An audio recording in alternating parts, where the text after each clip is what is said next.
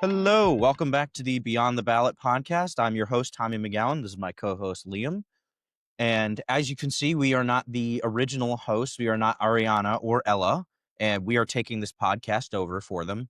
And, this project went a little bit dead for a little bit, and we are taking it back over in full force, and we're ready to get down to business. So, Liam, would you like to give a little overview of what we're going to talk about today? Absolutely. The first order of business, and the one that is on everybody's mind at the moment, is the continuing government shutdown. We're on day 30 as of recording. And this began because as Congress approached the deadline for to finalize budgets and funding, um, the Democrats refused to sign on. And They have a the couple demands that the Republicans are not giving into right Yes, now we will we because will we will they're frankly discuss we ludicrous. will discuss all of these. But essentially, the Democrats thought that the blame would for the shutdown would end on the Republicans. It has backfired pretty severely for them. It hasn't gone that well. It's hard for their political machine to offset their, absolute. It was a huge miscalculation in the end because they thought that they could blame this on Republicans, and they can't.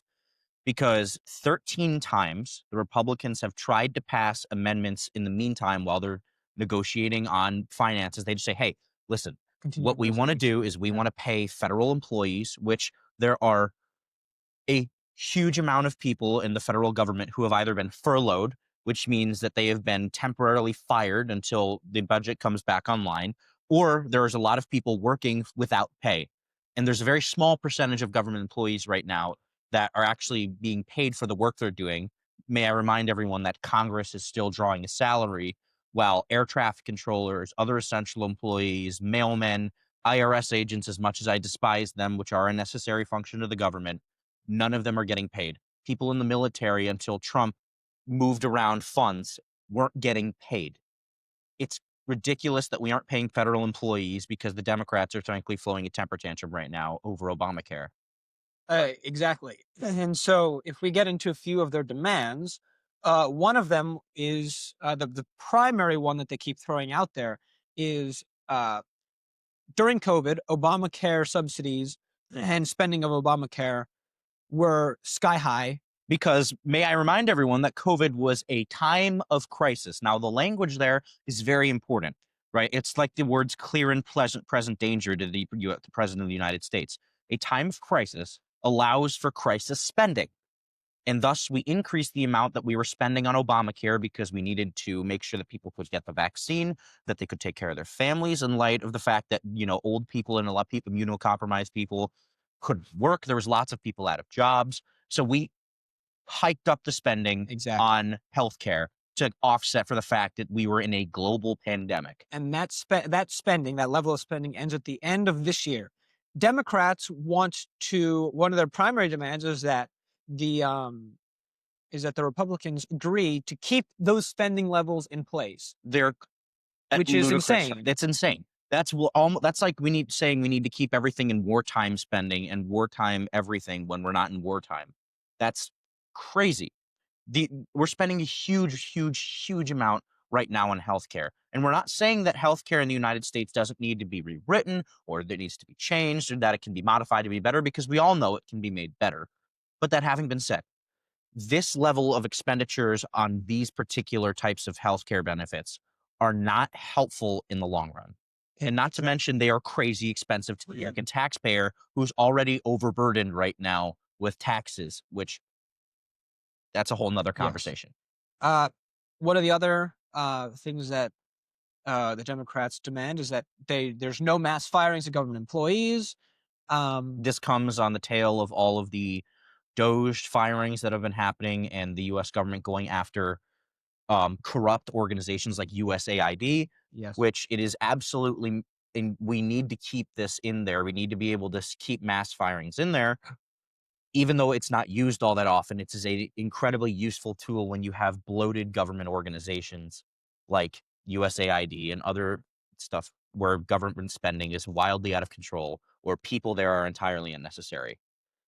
And finally, perhaps the most insane um, most insane demand is that they essentially undo the big beautiful bill, which, mind you, was passed through Congress legally. That's how elections work. Just because you're not happy that the other side is doing something that you don't like, they're in power because they were elected that way. So an excuse that I keep hearing Democrats saying that do not understand the political process at all is that, oh, well, Republicans have a majority of the House, the Senate, and own the executive branch. Why can't they just pass it? This is the Republicans' fault. Well, that's not true. Because even though, yes, the Republicans hold 53% of the congressional seats and the majority of the Senate seats and the presidential branch, in order to override and go over the fact that the Democrats are blocking the Republicans from being able to pass these bills, they need to have what's called a supermajority in Congress. 60 votes. 60% of the votes or higher. And right now, the Republicans only have 53% of the votes. Plus John Fetterman. But Plus John Fetterman. They also lost a few Republicans, like I think Rand Paul is one of them. Thomas Massey, who always votes against Trump. He's a rhino now. So the Republicans need 60% of the votes in order to pass this bill, which means that it is at this point entirely upon the Democrats whether or not to pass this vote or not. So that's John Fetterman is completely on the side of the John Fetterman, the only sane member of Congress on the Democratic side at this point, and he has suffered multiple strokes. What Republican? The only Democrat that's making any sense right now is the one that's had like 3 or 4 strokes. Exactly. That's great. We love that. And part of it is because he comes from a purple state, and he has to please both Republicans and Democrats, but also everyone should be doing, frankly. It's just a very like common sense thing. I mean, and we have a clip that we will be showing from 2013 when Obama was the president during a similar instance, and he was berating the Republicans in Congress for attempting to use a government shutdown for political gains. We have the clip here. Oh, right. All right, shall we, my friends? There we go. If Republicans do not like the law, they can go through the regular channels and processes to try to change it. That's why we have elections. So they can go through the normal processes and procedures of a democracy, but you do not threaten the full faith and credit of the United States of America. Shutting down the government just because you don't like a law that was passed, I have to say no Congress before this one has ever in history been irresponsible enough to threaten an economic shutdown, to suggest America not pay its bills, just to try to blackmail a president into giving them some concessions. I will not negotiate on anything when it comes to the full faith and credit of the United States of America. We're not going to submit to this kind of total irresponsibility. Congress needs to pay our bills on time. Congress needs to pass a budget on time. Congress needs to put an end to governing from crisis to crisis. So yeah, I mean, literally looking at that, Obama, the points he's making are fantastic. I agree with him completely. Every single point he made was entirely valid. I never liked government shutdowns. I remember back when Kevin McCarthy was still the Speaker of the House under Biden, and everyone was throwing around threats of government shutdowns. I never liked it. I really don't. I agree with Obama in this situation. If you look at the major points he's making, however, the Democrats are not. They're not following that. No, I mean, if you look at the major points he's making, you're saying that it is holding the will of the American people hostage because since it's a budgetary bill, it falls directly under the executive branch's disposal to look after and all of these sorts of things on top of that. He's also saying that it is irresponsible of the United States Congress to play hooky with Americans' credit. Yes. Right? Not paying federal employees and not paying our bills is completely and utterly irresponsible because they want to get bills passed. Regardless of who does it, government shutdowns are never a good thing. And Republicans, what they want to do right now is we want to negotiate all of these things outside of the shutdown. The Democrats are refusing to budge on this. The Republicans are saying we want to negotiate Obamacare. We want to negotiate SNAP benefits, which is another huge part of this argument that's going on between Republicans and Democrats. Right now, there are over 42 million people that currently rely on SNAP, which is a frankly ridiculous number. That so many Americans rely on SNAP benefits. Even if you take out, most likely, the large number of illegals or the people who are on SNAP benefits illegally, even let's say you cut that number in half. The fact that still 20 million or more Americans are legitimately on SNAP is insanity. But regardless of that fact, um, you're still messing with tens of millions of people who do rely on it, whether they should or shouldn't is a different conversation, but Indeed. they do. And as of this recording, SNAP benefits run out tomorrow, and the Democrats are they're trying to, even still, they're trying to blame it on They're holding poor people Republicans. hostage so that they can use it as leverage against the Republicans. But it's completely insane. We live in clown world at this point. No, we do. Seriously. Everybody in Congress. What was that quote that John Kennedy said? Oh my God, I love Kennedy. Americans believe that a person's brain begins in the womb and that it ends when you get elected to Congress. Yeah. Right? It's crazy. We live in clown world where everybody in Congress, it's pretty much always been this way, is so disconnected from regular life that they think it's totally fine to be playing these games. Well, the problem is that it's not hurting them. Exactly. When you can draw your $200,000 a year salary, and I know for that the Senate and the Congress is a little bit different. It's like 178, so around that area for their paycheck. When you still draw a paycheck and are getting paid every week, then it doesn't matter how long you hold the average American hostage to play your political games. It doesn't matter to them because it doesn't touch them. And so, the SNAP benefits are truly it's. And you look at how all the Democratic politicians are playing it as the Republicans and the Republicans, but as of now, the Republicans have tried to pass a clean continuing resolution, which means 13 times. No policy changes. It's just we will fund government. That's all that a clean continuing resolution says. It's crazy. 13 times they tried to do that. It's absolutely ludicrous that they still won't pass any amount of bipartisan legislation.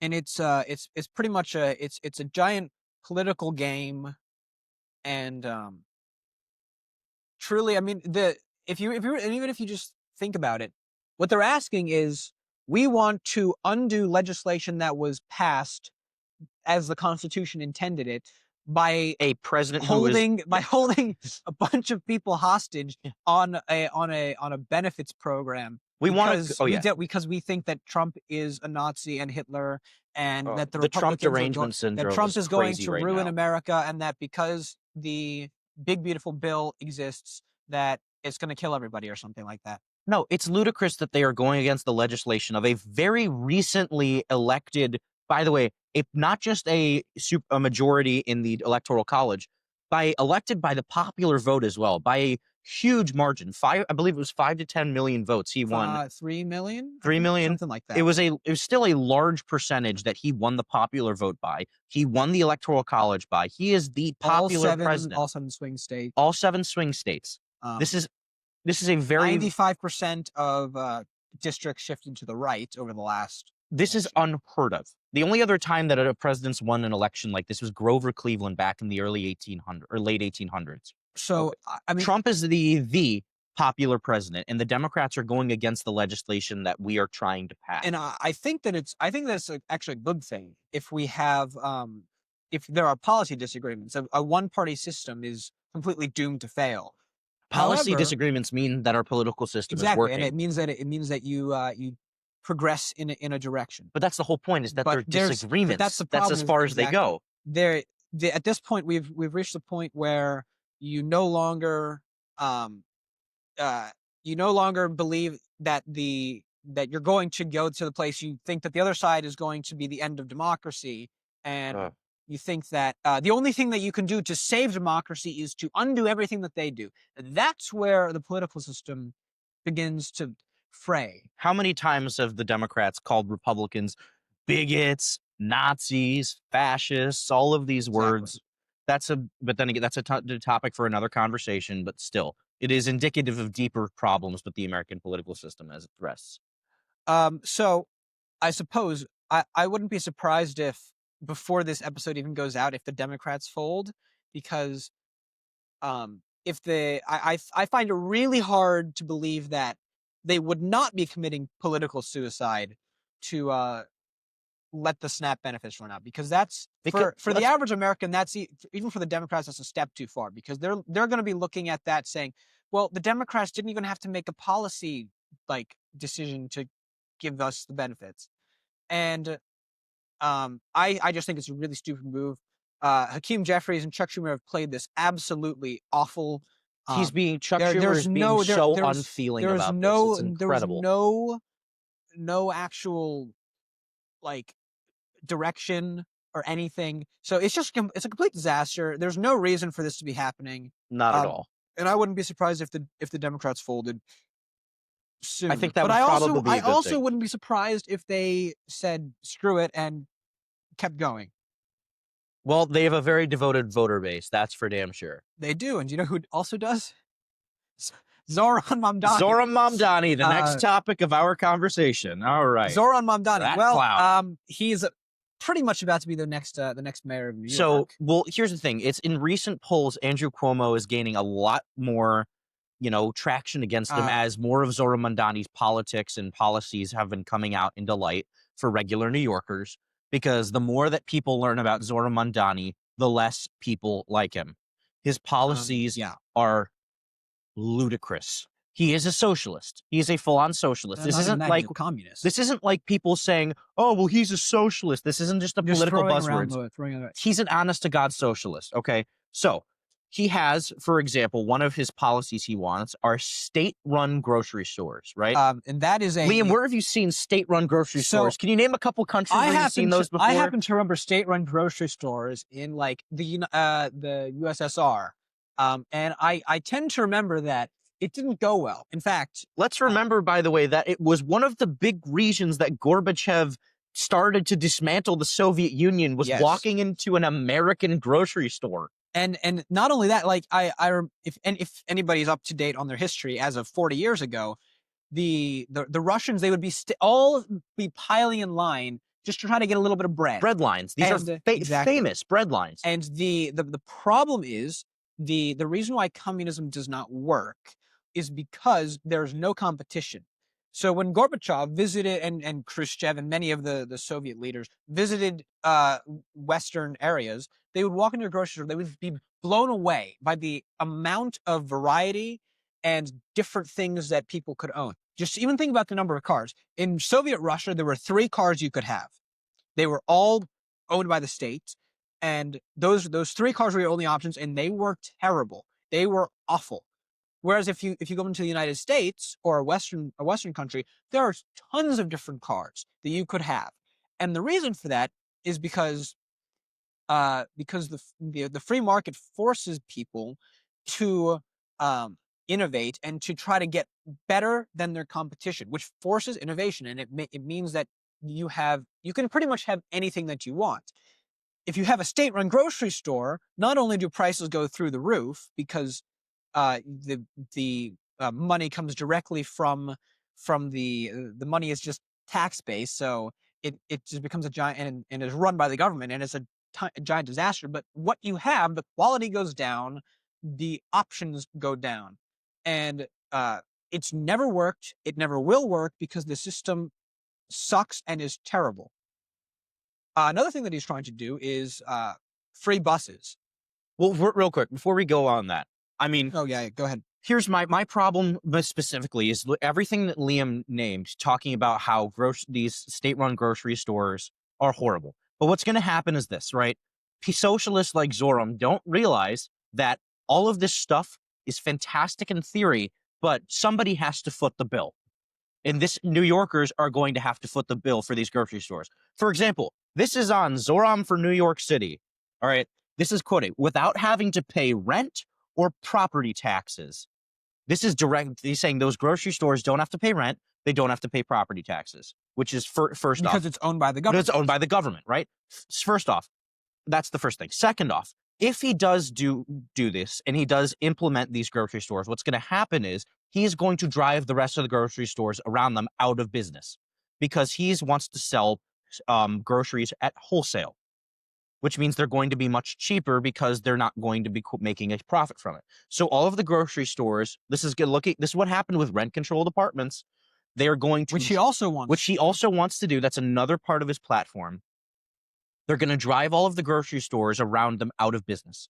And then when people go to them, it's going to cause massive issues in general. It's going to cause bread lines like they did in the Soviet Union. And if anybody out there is confused by the logic, go watch on YouTube the most simple 10-minute economics video, and you will understand why it doesn't work. We look at that's one of the reasons. Like, not to say that the free market doesn't have problems. The free market is naturally unfair. We don't have a true free market in the United States. We do have a government. We have a government oversight on free market, but for the most part, we have a mostly free market economy. That's also why oftentimes people do not like tariffs, because tariffs are anti-free market. But the thing is that protective tariffs would do the opposite of what Zoran Mondani wants to do. For example, Canada governmentally subsidizes their soft lumber industry. So all the construction lumber that they would produce, and then they sell it in the United States, right?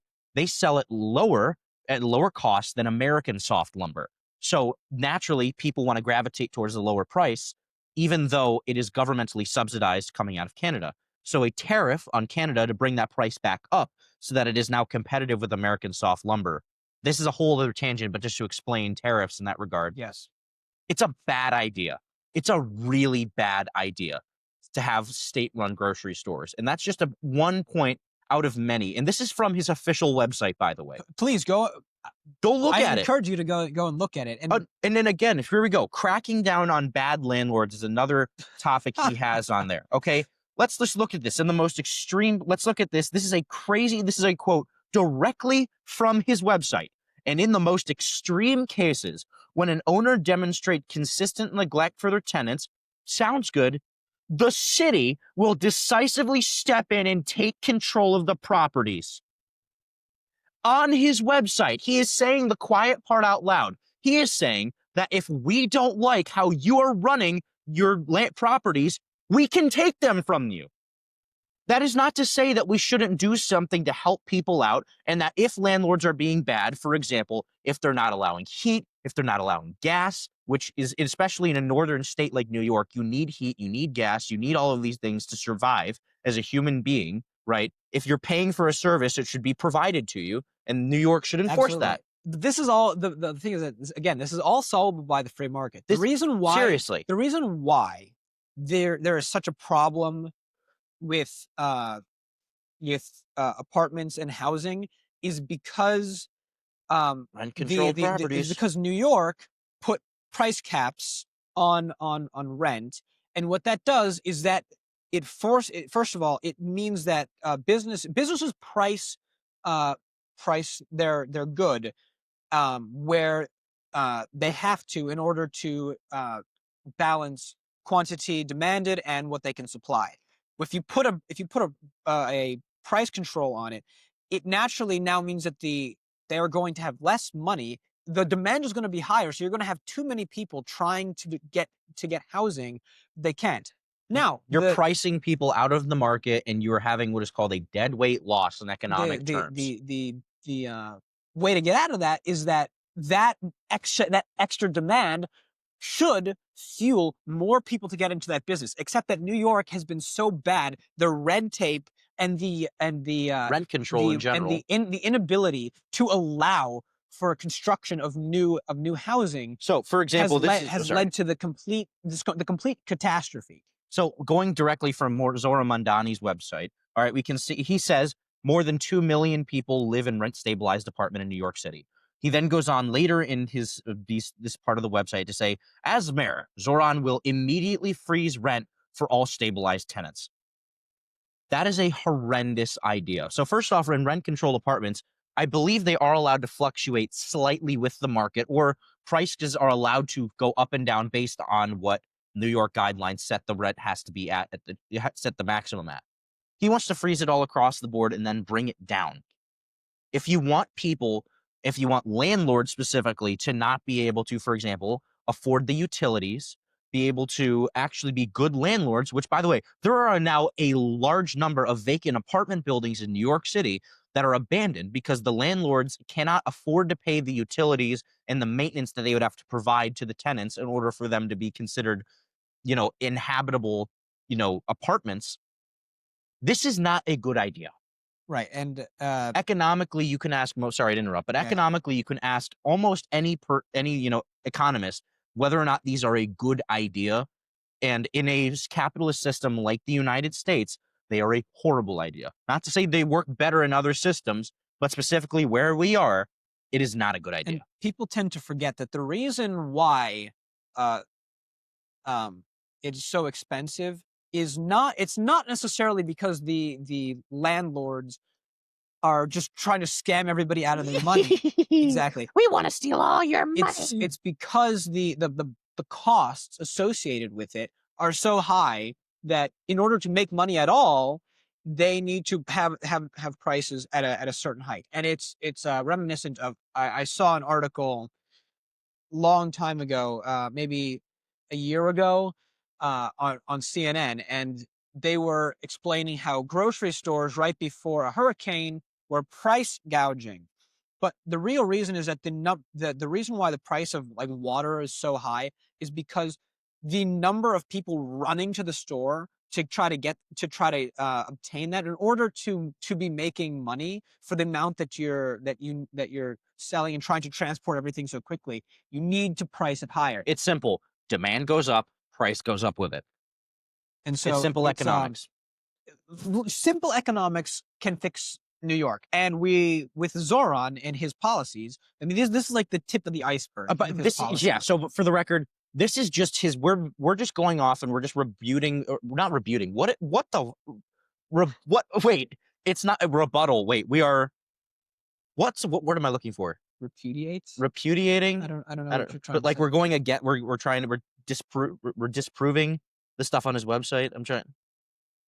I don't know. We're going through this website. We're going through his website right now, and we're just looking at the basic facts and this policy positions that he's put up on his website, right? If you go on social media, if you go on YouTube and you look at all of the things that is actually coming out of his mouth, some of them are drastically different. So if you look on here, for example, he has said online that he wants to work with the federal government. He said, in some of his speeches that it's important to work with federal government, specifically, again, when talking about SNAP benefits, it's important to talk with the federal government. And then right here on his website, he has a big section in bold on the bottom. It's called Trump Proofing New York. And he goes through here to say that he will fight against the federal government, the Trump administration, and he will solidify New York's position as a sanctuary city. He says right here, Trump has deployed ICE agents to pluck New Yorkers from their families. That is objectively not true. ICE agents go after people who are illegally in the United States. Whether or not you agree with that is different. They're not just picking up random people. They're not going and they're not just saying, you're not white, get in the van. That's not what they're saying, okay? They're going after people who are not supposed to be in the United States, people who are here illegally. And the ICE agents have been incredibly demonized. I mean, there were assaults and shootings. There were multiple shootings down in Texas. Agents. Somebody got on top of a building and was shooting at them. The same week that Charlie Kirk was assassinated. By the way, with that shooting, he actually didn't hit any ICE agents. He actually killed 3 people who were illegal immigrants that were in holding at the facility. 3 people died. People are like, oh well, he was clearly anti-illegal immigrant. Like, first of all, he was writing anti-ICE on his bullets, and he was obviously, like, there's no reason to just shoot at random illegal immigrants that are already detained by ICE. Assaults at ICE have gone up 1,000%. ICE agents have been doxxed. Their families have been threatened to the point where the commissioners of ICE, the head of ICE, has said that all their agents now have to wear masks, which is not a good thing.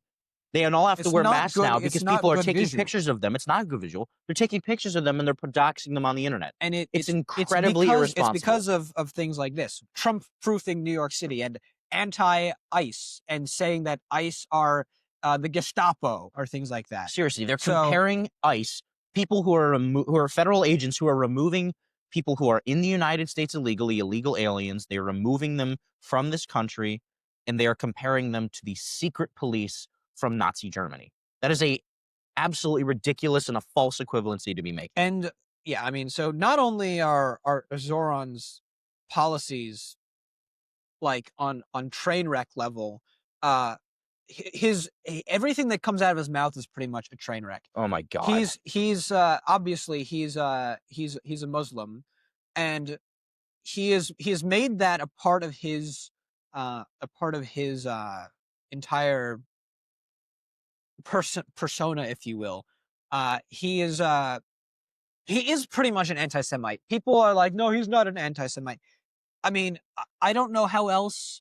He doesn't have. But here's I the don't thing. know how else to describe it. And the Jews are Oh my an God. equivalent size and population to Muslims in New York City. Mhm. And You don't have to, by the way, objectively come out and say that you are anti-Jewish to be anti-Semitic, right? The Correct. policy positions that he is taking, for the record, when he talks about, or not, not policy positions, what he's talking about when he comes up and gives speeches, for example, is very, very pro-Islam, and the stances he's taking are very, very pro-Islam, and a religion that inherently is against Judaism. You can be pro-Islam and not necessarily be anti-Semitic, but the things that come out of his mouth are inherently anti-Israel, anti-Jew, and the not only that, I mean, the September 11th attacks were a horrific tragedy, and we're not blaming Muslims as a whole.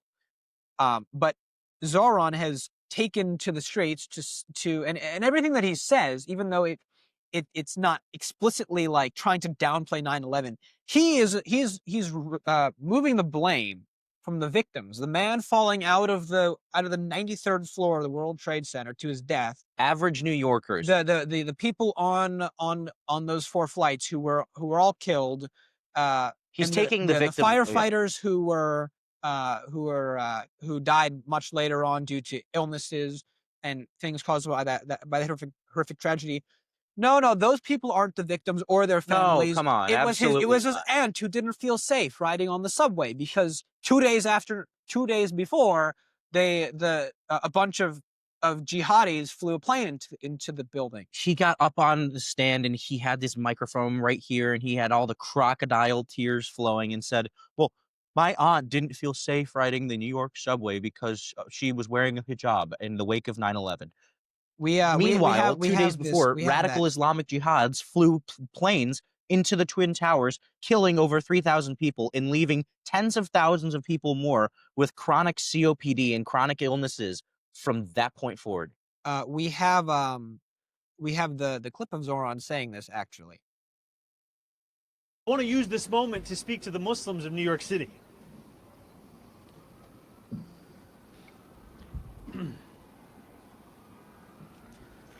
I want to speak to the memory of my aunt. This was like the most crocodile tears Seriously. speech I've ever seen. Who stopped taking the subway after September 11th because she did not feel safe in her hijab. Maybe that's not the concern that we should be having. Crazy thought. So, it's so incredibly tone deaf. So not only that, but it apparently wasn't even his aunt. It was apparently some distant cousin or something who nobody knows who or who it was or whatever, because we found out that his aunt, this person that he was talking about, was in like Tanzania. Yeah, doesn't wear a hijab. So if that's one of like talking about his aunt on September 11th or whatever, if that is a lie coming out of his mouth, what else is he lying about? Because that's like, and it's a complete spectacle. It's not meant for anything other than that. It's so performative. It's unbelievable. But the problem is that people are falling for it. And seriously, it's somewhat my philosophy. I'm kind of torn on this. I half believe that people get what they vote for.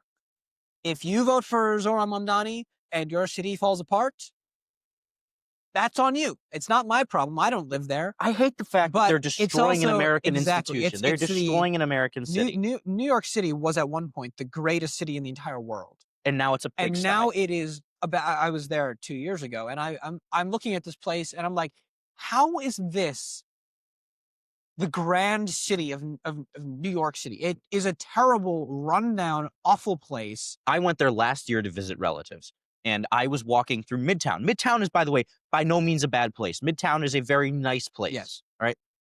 All of the trash cans were overflowing, and I had to step over a blood-soaked rag that was just sitting on the sidewalk while my family was out on a walk. The streets are horrific. I mean, Central- if you go back 2 decades, even a little more, the roads are pristine. And Seriously. nowadays, This is reaching crack epidemic levels of they're uncleanliness. so bad. There's no level. They're spending. I mean, the amount of money that the city is spending to do less and to cause everybody else in the city to be completely overburdened and be unable to live. And the streets are a lot less safe than they were. I mean, I don't know if you remember this. Most people have conveniently forgotten it right now. But an illegal alien set a woman on fire on the New York subway. I don't know if you remember this. This happened last year. It was very, very recent. An illegal alien set a woman on fire on the subway, and nobody did a thing. The things that happen on the New York subway are so despicable. This is literally, like I said, it's just like crack epidemic levels. It's every day now. Yeah. They're reaching the point where they're going to have to pull a Rudy Giuliani and have officers on every subway car. One of the Wow, by the way, Zohran Mamdani also wants to defund the police as well. Yes, There's also that small little fact. It's similar to one of the big complaints, and I think it's like 60% of people in New York have a complaint that free buses they think that it would just turn into homeless shelters because they're free buses. And People don't pay for the subway right now as is. About half do, and it's I mean, Zoran, he wants free childcare, tax richer and quote unquote whiter neighborhoods, raise corporate taxes. So ridiculous. he will simultaneously drive all business out of the previously the hub of all business of the world. All the Jews that can leave if he gets arrested will leave. Absolutely. Raise the minimum wage by $30. That's going to be a disaster. He wants to raise the minimum wage to $30 by 2030, which is going to take every single minimum wage job and completely eliminate it. And unfortunately, unless Curtis Sliwa drops out, which he won't, and it's already too late at this point, Zoran will be the next mayor of New York. And I never thought I would ever say this in my entire life because I despise Andrew Cuomo. I hope that he becomes the next mayor because at least he feels like an American. He won't. Which is, but sadly, only time can tell. Like Listen. half of me is totally fine with that, but then I also know that it's going to get even worse, and then they're going to blame the Republicans again for some reason. I don't want Democrats to make an example out of New York, though. New York, California, Chicago, that's my other half. Every single city that foreigners and, by the way, the people in the United States regard as our beacons of hope and our knight in shining armor cities of the United States. I mean, terrible. Taylor Swift made a song. Alicia Keys has made songs. People dream about going to LA and making it big in the music industry. People dream about going to New York. New York is in LA, and all of these other cities are the stuff of dreams for the everyday American and everybody else who only sees American culture from our media. New York and LA are what should be the best cities in the United States, and they're not. They are crazy, completely run down. They're complete disasters. I would describe them as dilapidated. The cities, yeah, complete disaster zones. And it really is unfortunate. Maybe this will. There are two outcomes. Obviously, is either one, it's going to become a complete disaster zone, and the Democrats will stop electing far left crazy lunatics and maybe come back to the center, maybe even go a little right, or they'll double down and they'll go even further. And that's up to them. They're going to destroy New York. They will. And I hate to see that. But anyway, we've talked enough about Zohran Mamdani and his horrendous politics. I think we should move on to our last point now, which is the East Wing Ballroom, which is shouldn't be a point. For some reason, this is the biggest bit of news. All the Democrats are all of a sudden super concerned about historic sites. Democrats are now becoming patriots, and what business do we have tearing down historical sites when they're the ones that are advocating for tearing down statues, from taking paintings out of museums, all of these things that are anti-history, taking very important books like To Kill a Mockingbird, Huckleberry Finn, all of these out of curriculums Tom for Sawyer, racism, and these are all things that that they've done. But for some reason, the East Wing, which is, by the way, just a bunch of offices, it's legitimately nothing. It's not really a historic part of the building. So firstly, before we get into that, I just want to set some background. When the United States has hosted foreign dignitaries and held large events, yes, they've had to set up tents on the White House lawn. It looks, that's a horrible look for the United States of America. It looks, it's pretty tacky. It's tacky. It looks seriously really like we're inviting you into our house, but we're going to put you on a tent out on the lawn. Like, you're not important enough to come inside. We're going to give you a tent, right? There's that. First off, there's a couple more points.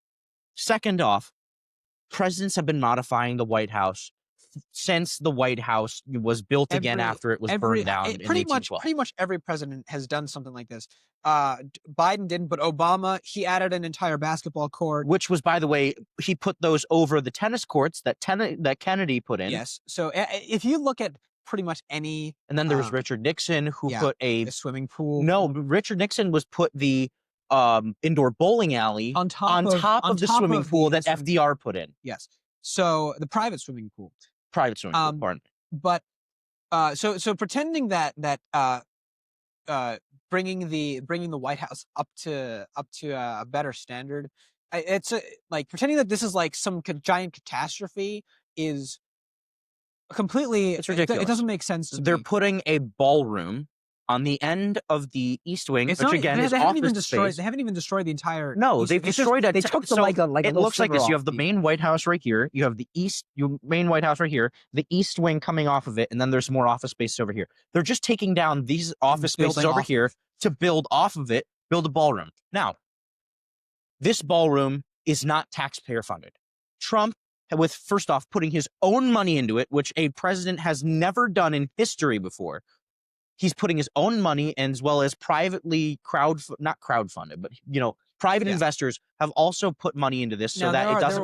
There are certain problems with that, but I mean that's a completely separate. They couldn't be the Democrats if they really, really wanted to have an actual argument. Could be, we don't like that Donald Trump is getting money from people because that could be seen as corruption or doing a favor. They're not even doing that. No, they're just saying just that the ballroom in general is a bad idea. Yeah, this ballroom, this addition to the White House, is not costing the American taxpayer 1 cent. And no critic has been quite as critical as Gavin Newsom. Oh, Gavin Newsom, but one of the hypocrite. The funniest thing, Gavin Newsom is probably the slimiest. Seriously, I hear people Democrats calling Republicans chameleons all the time. This is the new buzzword that a lot of Democrat politicians are fixated on. Chameleon. I haven't heard Gavin Newsom say consistent on one policy. No. One day Charlie Kirk is his son's like hero, and the next day his son is an associate. He knows of him. He doesn't know him. But Gavin Newsom, he is currently, as we speak, as of I think October 23rd, is completely upending the California governor's house. He's completely renovating it. $1.2 to $1.6 billion of taxpayer with a B, money. That's billion. To modernize it or whatever. So while they're doing that, we are complaining about Donald Trump not causing a taxpayer money. It's not. I mean, I think it was like 100 million or something like. It's not even that much. I don't know why it costs that much. Meanwhile, you look at. Pardon me.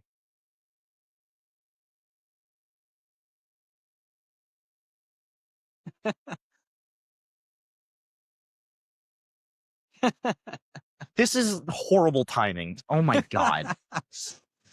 Oh. I can still kind of hear it. It's worse. All right. We have the windows open. There's that one too. We had the windows open because it was like 90 degrees in here when we first started. All right. Oh. There we Oh, go. now it's stopped. There we go. Now it's a lot better. All right. But also, my point I was making is he is spending $1.2 to $1.6 billion on this renovation. Meanwhile, his cities right now in California Is a are complete being, disaster they're zone. disasters. It's a They're disaster being zone just like New overtaken York City. by drug users, the homeless, the parks are not being kept in check. There's an app that you can download right now that tracks the piles of human feces in San Francisco. The map is covered. And Covered. you know, and but the other thing is that Gavin Newsom, he'll be talking to Charlie Kirk one day, and he'll say, "Yes, San Francisco is a disaster zone. LA is a disaster zone. This needs to be fixed. This needs to be fixed." And then he'll go on to The View the next day and say, "Everything is wonderful. Everything is fine. Everything is going so well. We're doing great. There's nothing that we need to change. We need to fight against the fascist dictator of Trump." Yes. It's incredible how two-faced some of these people can be. I honestly, I don't think I've seen anybody more, because at least AOC and Zoran, these people, they're crazy, but they are steadfast in their craziness. They don't really change their positions that much, except for like being a hypocrite on like the government shutdown or whatever, something like that. Which Gavin Newsom, both sides do that. But Gavin Newsom he's trying to become the president of the United States, of course. Well, he's getting clips. All of these where he's saying like, "Oh no, like we need to fix this. We need to work together." These are all clips that he can use for his campaign. The Republicans, they're going to share what they're going to share when Gavin Newsom agrees with the Republicans. The leftists are going to share when he agrees with them. Both sides are going to think that he is somewhat on their page and then draw support. He's trying to present himself as a moderate when he very much is not a moderate. But if you actually look at the policies that he implements, he is very, very much not a moderate. No. He is him as a president, which honestly he wouldn't be. He's not going to be the president because he's done such a horrible job running California, and everybody can see that. It's not even that. He doesn't check off the boxes that would require that they need. I mean, look at Zoran Mamdani, checks off all of the boxes. AOC checks off an extra box that she's a woman. But she's not only is she a woman, she's a minority as well. Right. So that's another box. So that's checked, why Zoran, like, same thing. And someone like AOC is so much more appealing to the Democratic base now than Gavin Newsom is. And he's Gavin a straight white man. We can't have him run for Gavin Newsom, he's trying to appeal to everybody, and it's not going to work because nobody believes him anything that he says. All this to say that this conversation about the East Wing ballroom is crazy. It's just a distraction. Seriously, there's no rhyme or reason to anyone spending any time the media on this. nowadays is just a complete distraction. Like, and anything that anybody says is a distraction. And I have to give CNN some credit here. There was Caroline Leavitt was clipped out of context. The White House press secretary was clipped out of context saying that the White House ballroom is Trump's top priority. Her actual clip, she was saying that she was asked about other construction projects, and she said, out of the construction projects on the White House, the ballroom is the only thing really on his radar. It's his top priority. And CNN, to their credit, they did fact check everybody, MSNBC, everybody else, saying that that over the government shutdown, the ballroom is his top priority. So credit where credit is due. That was nice to see, at least. CNN gets a gold star and a happy face. But we need to stop being so like anti the other side in everything that they say. It's there's the joke on the right that Donald Trump can endorse air or oxygen and all the Democrats would stop breathing. And it is true. The entire media functions at this point on the left-wing media it is just anti-Trump. Trump builds a ballroom, it must be bad. Trump goes to the other side of the world to negotiate a peace deal with Japan or a trade deal with Japan. Well, he is spending too much time abroad. He's not spending time here when we have a government shutdown. So it's a complete disaster. Everything in the country, we live in clown world, like I said. And I think I hope that it's not dead, but as of right now, the era of true investigative journalism is, on the gurney calling a code, right? And it could very easily die if we don't actually do something and bring back proper investigative journalism, which is crazy to me because you look anywhere you look now, the media is feeding you garbage. Absolutely.